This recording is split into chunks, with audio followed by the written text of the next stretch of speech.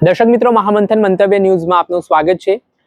આજે બનાસકાંઠા જિલ્લાના પાલનપુરમાં ભારતીય જનતા પાર્ટીનો વિજય ઉત્સવ ઉજવવા માટે ભાજપના પ્રદેશ પ્રમુખ જગદીશ પંચાલ છે તે પાલનપુર પહોંચ્યા હતા।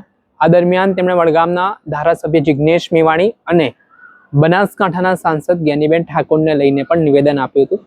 આ નિવેદન બાદ હવે માલધારી સમાજના આગેવાન કોંગ્રેસના દિગ્ગજ નેતા ઠાકરસિંહ રબારીએ જગદીશ વિશ્વકર્મા સામે આકરા પ્રહાર કરવાની શરૂઆત કરી છે અને તેમણે કહ્યું છે કે જ્ઞાનીબેનને લઈને જે શબ્દોનો ઉપયોગ જગદીશ વિશ્વકર્માએ કર્યો છે તે સમગ્ર ગુજરાતની બહેન દીકરીઓનું અપમાન છે।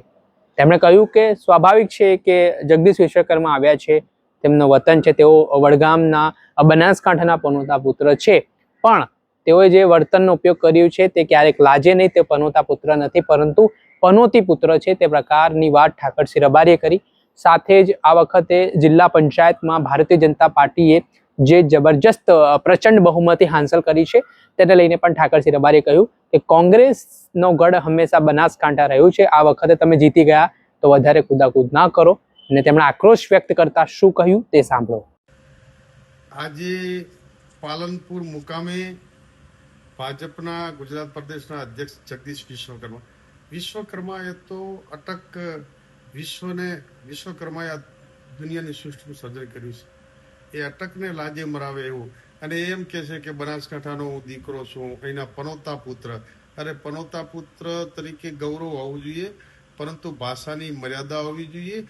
આજે દુઃખ લાગે પનોતા પુત્ર નહીં, પનોતી પુત્ર છો તમે। આજે બનાસકાંઠાની ધરતી એ ગૌરવ અને ખમીરવતી ધરતી ઉપરથી પાલવ એ સ્ત્રીઓ માટે મર્યાદાનું પ્રતીક છે। આજે તમે બનાસની બેન જ્ઞાનીબેન વિશે અને જિગ્નેશ મેવાણી વિશે બેફામ વાણી વર્તન કરો, પરંતુ પાલવ એ તો સમગ્ર ભારતની સનાતન ધર્મની સંસ્કૃતિનું પ્રતીક છે। પાલવ એ પાલવમાંથી સીટો ખેંચી લીધી કહીને સમગ્ર ભારતની સ્ત્રીઓનું અપમાન કર્યું છે। ગુજરાતની તમામ બેન દીકરીઓનું અપમાન કર્યું છે। મેં ગુજરાત પ્રદેશના અધ્યક્ષ ભાજપના એ વિશ્વકર્માને કહું છું, તમને બોલવામાં વિવેક ના ગુમાવો। આ ગુજરાતની તમામ મહિલાઓનું બેન દીકરીનું અપમાન કર્યું। તમે પાલવ શબ્દ વિશે જે ખરાબ ભાષામાં બોલ્યા છો અને તમે સીટો એ આવી ગઈ તો એના ઉન્માદ બનો। 30 વર્ષથી બનાસકાંઠામાં સામ્રાજ્ય કોંગ્રેસનું જિલ્લા પંચાયત તાલુકા પર એક વખત આવી ગઈ એટલે ઉછળ કૂદ ના કરો, વીજળી આભામાં ખાવે ગધી પાટું હોય કાઢે, આવું વર્તન ના કરવું જોઈએ। તમે વડગામના દીકરા છો, વડગામમાં તાલુકા પંચાયત કોંગ્રેસની છે, જિલ્લા પંચાયતની 50% તમે જ્યાં ગુજરાત પ્રદેશમાં એવું કહો છો કે હું બનાસકાંઠા ગુજરાત પ્રદેશની જવાબદારી, તમે જે વિસ્તાર હોમ ટાઉન વડગામમાંથી આવો છો એ વડગામની તાલુકા પંચાયત જિલ્લા પંચાયત કોંગ્રેસ આ રીતે ગુજરાતની તમામ બેન દીકરીનું અપમાન કર્યું છે। એ જગદીશ વિશ્વકર્માને કહું છું કે ગુજરાતની 7 કરોડ જનતાની અને ગુજરાતની તમામ બેન દીકરીની માફી માંગો, નહીં તો સમગ્ર ગુજરાતની બેન દીકરીનું આપે અપમાન કર્યું છે એનો જડબોતોડ જવાબ તમામ સનાતન ધર્મ અને ગુજરાતની તમામ બેન દીકરીઓ આપશે।